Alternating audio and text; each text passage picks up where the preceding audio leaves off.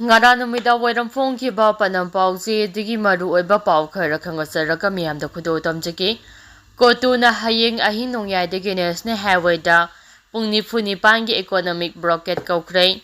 Committee on Tribal Unity Kotuna lengata tungan ba demand tawduna hayeng October 3 ki ahin nongyai degi October 4 gi ahin nongyai fawbar National Highway da pungni phuni pangi economic blockade ki khongjang laukthokhrei Kotuna thadorakpa Chayol amada pungni phuni pangi economic blockade ase laukthokpaga loinana khongjang asida kukilupsingna mapumpana saruk yabaga loinana National Highway da service tawriba garigi association amade union singna sawgana bawafam su thamlakli tha asigi anida Makhan Village ki Indira Gandhi National Tribal University manaktagi kamgilen chongloibu phadina pokhiba thodokta chenabasing pungni phuni pangi manungda puthoknaba lengakta matam thakrabasu hariba matam asigi manungda thabak to onthoktababu kana yaningdaba phongdokhi amaramda kukijo amasung maite furup anigi lamkhai marakta thamliba buffer zone singna security ki thabak matik sana Ministry of Home Affairs na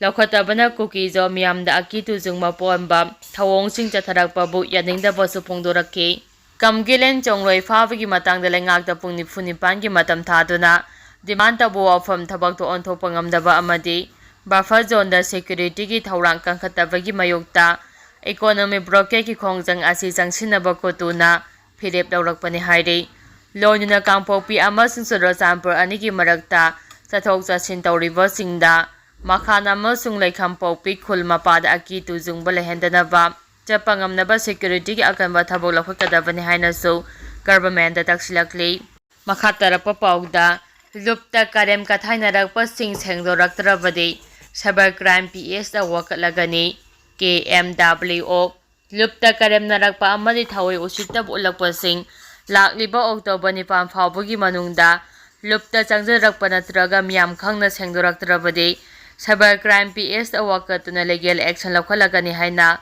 Kangleipak Minority Welfare Organization KMWO Manipur na thadorakpa Chayol amana hairi lopasina thadorakpa Chayol amana hai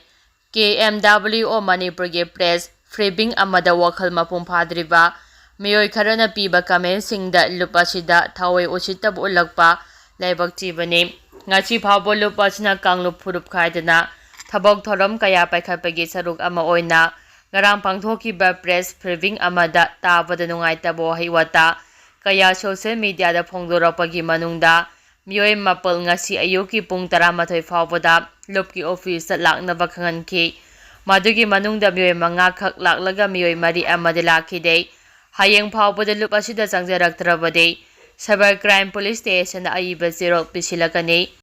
masida tholakpa afa fatagi thodang masana pujagadabani loinuna social media da afa basaduna lup asibu namthana bhotnariba sing khudakta lepkadabani lup asiga open debate tawbada akiba leite amade taram okani lobasina laukhalakpa thabok thoramda sogatpagi mahutta phamungda longna hiblaga karem kathainabagi thawng adu khudakta lepkadabani lobasina mahairoi sangsingda teacher day pangthokpada athingba leite lobasida kanglup phurup khaibagi wakhal leite lobasi Manipur pumbagini loinana lobasina Manipur gi apumbagi saktam amade tunggi mirol kalamsi haibagi pandamda leijabani miyamgi matenga thabak tawjabani makha tana su lamdam asigi yaifanabagi thabak kaya tawkhigani haina Chayolasina makha tarakli makha tarakpa pawda mera hausongba thoram saruk yaba lakpa chingboroi tamboroi sing sanakunungda taram okhrei mera hausongba kumhaigi nunggi ichel hena masak khanglakliba makhai apunbagi saktamda mapangal kalaklagani ningthau sanajawba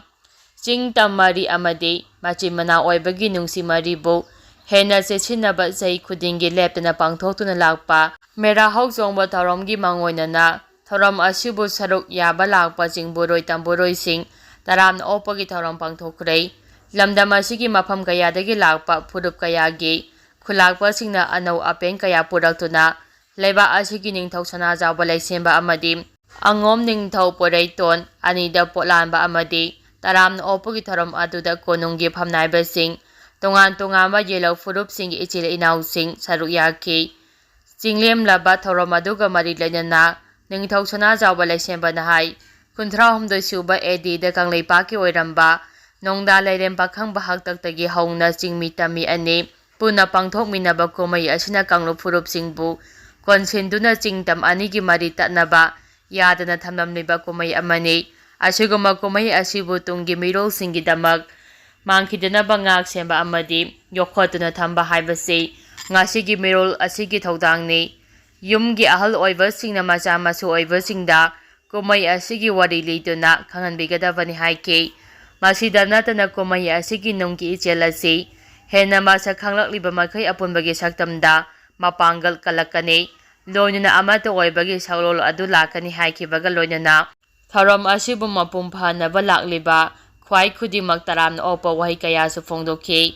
ꯍꯌꯦꯡ ꯄꯥꯡꯊꯣꯛꯀꯗꯧꯔꯤꯕ ꯃꯦꯔꯥ ꯍꯧ ꯆꯣꯡꯕꯒꯤ ꯊꯧꯔꯝ ꯑꯁꯤꯕꯨ ꯃꯤꯌꯥꯝꯅ ꯑꯃꯠꯇ ꯑꯣꯏꯅ ꯁꯔꯨꯛ ꯌꯥꯃꯤꯟꯅꯁꯤ ꯍꯥꯏꯅ ꯑꯄꯤꯜ ꯇꯧꯈꯤ꯫ ꯃꯈꯥ ꯇꯥꯔꯛꯄ ꯄꯥꯎꯗ ꯗꯦꯜꯂꯤꯗ ꯄꯥꯏꯁꯤꯟꯅꯔꯤ, ꯑꯆꯧꯕ ꯑꯁꯥ ꯇꯧꯅꯔꯤ꯫ BJPꯒꯤ ꯁꯦꯟꯇꯔꯗ ꯂꯩꯔꯤꯕ ꯃꯀꯣꯛ ꯊꯣꯡꯕ ꯂꯨꯆꯤꯡꯕꯁꯤꯡ ꯎꯅꯗꯨꯅ ꯃꯅꯤꯄꯨꯔꯗ ꯑꯊꯨꯕ ꯃꯇꯝꯗ ꯄꯣꯄꯨꯂꯔ ꯒꯚꯔꯟꯃꯦꯟꯠ ꯑꯃ ꯁꯦꯝꯅꯕꯒꯤ ꯃꯇꯥꯡꯗ ꯇꯛꯁꯤꯜꯂꯨꯅꯕ BJPꯒꯤ MLAꯁꯤꯡ ꯂꯦꯞꯇꯅ ꯗꯦꯜꯂꯤꯗ ꯆꯪꯁꯤꯟꯅꯔꯤ꯫ ꯉꯁꯤꯁꯨ BJPꯒꯤ ꯊꯣꯡꯖꯨ ꯑꯦꯁꯦꯝꯕ꯭ꯂꯤ ꯀꯟꯁꯇꯤꯇ꯭ꯌꯨꯑꯦꯟꯁꯤꯒꯤ MLA ꯊꯣꯉꯥꯝ ꯕꯤꯁ꯭ꯋꯣꯖꯤꯠ, ꯆꯥꯟꯗꯦꯜ ꯑꯦꯁꯦꯝꯕ꯭ꯂꯤ ꯀꯟꯁꯇꯤꯇ꯭ꯌꯨꯑꯦꯟꯁꯤꯒꯤ MLA SS ꯑꯣꯂꯤꯁ, ꯋꯥꯡꯖꯤꯡ ꯇꯦꯡꯊꯥ ꯑꯦꯁꯦꯝꯕ꯭ꯂꯤ ꯀꯟꯁꯇꯤꯇ꯭ꯌꯨꯑꯦꯟꯁꯤꯒꯤ MLA ꯄꯥꯎꯅꯝ ꯕꯣꯔꯣꯖꯦꯟ ꯑꯃꯁꯨꯡ ꯎꯔꯤꯄꯣꯛ ꯑꯦꯁꯦꯝꯕ꯭ꯂꯤ ꯀꯟꯁꯇꯤꯇ꯭ꯌꯨꯑꯦꯟꯁꯤꯒꯤ MLA ꯈꯣꯏꯔꯥꯛꯄꯝ ꯔꯘꯨꯃꯅꯤ ꯗꯦꯜꯂꯤꯗ ꯄꯥꯏꯁꯤꯟꯈ꯭ꯔꯦ꯫ ꯃꯩꯇꯩ ꯀꯨꯀꯤ ꯅꯥꯒꯥꯒꯤ MLA ꯄꯨꯝꯅꯃꯛꯅ ꯃꯅꯤꯄꯨꯔ ꯃꯤꯌꯥꯝꯒꯤ ꯑꯄꯥꯝꯕ ꯌꯦꯡꯂꯒ ꯏꯁꯇꯦꯠ ꯑꯁꯤꯗ ꯄꯣꯄꯨꯂꯔ ꯒꯚꯔꯟꯃꯦꯟꯠ ꯑꯃ ꯁꯦꯝꯍꯟꯕ ꯄꯥꯝꯃꯦ ꯍꯥꯏꯅ ꯋꯥꯡꯖꯤꯡ ꯇꯦꯡꯊꯥꯒꯤ MLA ꯕꯣꯔꯣꯖꯦꯟꯅ ꯐꯣꯡꯗꯣꯛꯈ꯭ꯔꯦ꯫ ꯃꯈꯥ ꯇꯥꯔꯛꯄ ꯄꯥꯎꯗ ꯆꯌꯣꯜ ꯁꯤꯒꯤ ꯃꯅꯨꯡꯗ ꯁꯦꯟꯇꯔꯅ ꯊꯕꯛ ꯂꯧꯈꯠꯂꯕ ꯌꯥꯔꯤ꯫ ꯐꯦꯕ꯭ꯔꯨꯋꯥꯔꯤ ꯊꯥꯗꯒꯤ ꯄ꯭ꯔꯦꯁꯤꯗꯦꯟꯠ ꯔꯨꯜ ꯆꯂꯥꯏꯗꯨꯅ ꯂꯥꯛꯂꯕ ꯃꯅꯤꯄꯨꯔꯗ ꯆꯠꯂꯤꯕ ꯆꯌꯣꯜ ꯑꯁꯤꯒꯤ ꯃꯅꯨꯡꯗ ꯁꯦꯟꯇꯔꯅ ꯃꯅꯤꯄꯨꯔꯗ ꯑꯅꯧꯕ ꯒꯚꯔꯟꯃꯦꯟꯠ ꯁꯦꯝꯅꯕꯒꯤꯗꯃꯛ ꯊꯕꯛ ꯂꯧꯈꯠꯂꯕ ꯌꯥꯅ ꯂꯩꯔꯤ ꯍꯥꯏꯔꯤ꯫ ꯃꯈꯥ ꯇꯥꯔꯛꯄ ꯄꯥꯎꯗ ꯃꯌꯥꯏ ꯂꯝꯕꯤ ꯍꯥꯏꯔꯒꯗ ꯇꯥꯕ, ꯅꯤꯔꯒꯗ ꯄꯤꯕ ꯂꯩꯉꯥꯛꯀꯤ ꯃꯇꯧ ꯄ꯭ꯔꯦꯁꯤꯗꯦꯟꯠ ꯔꯨꯜ ꯆꯂꯥꯏꯔꯤꯕꯁꯤꯡꯅꯁꯨ ꯇꯝꯂꯦ꯫ ꯃꯈꯥ ꯇꯥꯔꯛꯄ ꯄꯥꯎꯗ ꯃꯌꯥꯏ ꯂꯝꯕꯤꯒꯤ ꯁꯂꯥꯛ ꯁꯥꯔꯕ ꯃꯐꯝꯁꯤꯡ ꯁꯦꯝꯖꯤꯟꯗꯦ ꯍꯥꯏꯗꯨꯅ ꯄꯤꯁꯨꯝꯗ ꯅꯨꯄꯤꯁꯤꯡꯅ ꯂꯝꯕꯤꯗ ꯁꯝꯕꯜ ꯈꯥꯖꯤꯟꯗꯨꯅ ꯊꯤꯡꯖꯤꯜꯂꯛꯄꯗꯒꯤ ꯄꯣꯠꯍꯣꯜ ꯃꯦꯟꯕ ꯍꯧꯈ꯭ꯔꯦ꯫ ꯃꯈꯥ ꯇꯥꯔꯛꯄ ꯄꯥꯎꯗ ꯐ꯭ꯔꯤ ꯃꯨꯚꯃꯦꯟꯠ ꯍꯧꯒꯠꯂꯛꯄꯗ ꯀꯣꯇꯨꯒꯤ ꯅꯨꯡꯖꯥꯎ ꯉꯁꯤ ꯑꯍꯤꯡ ꯅꯣꯡꯌꯥꯏꯗꯒꯤ ꯅꯨꯃꯤꯠ ꯅꯤꯅꯤꯒꯤ ꯏꯀꯣꯅꯣꯃꯤꯛ ꯕ꯭ꯂꯣꯀꯦꯗꯀꯤ ꯈꯣꯡꯖꯪ ꯆꯪꯁꯤꯟꯒꯗꯧꯔꯤ꯫